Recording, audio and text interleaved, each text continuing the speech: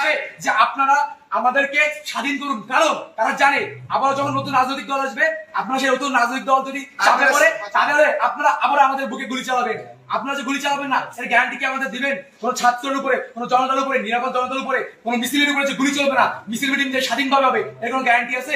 একটা দল মাত্র রক্ত শুকাইতে পারেনি, তাই তারা সমাবেশ শুরু করছে, আপনারা তাদের সাথে বসা শুরু করে দিচ্ছেন কেন? এগুলো কেন?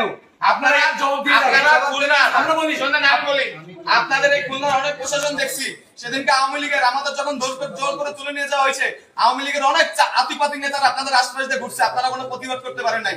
যেহেতু আপনি পুলিশ কমিশনার সেদিনকে কোনো প্রতিবাদ করতে পারেন নাই সন্ত্রাসীদের বিরুদ্ধে, আমরা চাই না এই খুলনা কমিশনারের এই আপনার মতো পুলিশ কমিশনার আমরা খুলনায় চাই না। আমরা চাই ছাত্র জনতা মিলে একটা সুন্দর প্রশাসন হবে, সেই ছাত্র জনতা যে সরকারকে আনবে সুষ্ঠু উপায়ে, সেই সরকার ক্ষমতা আসবে।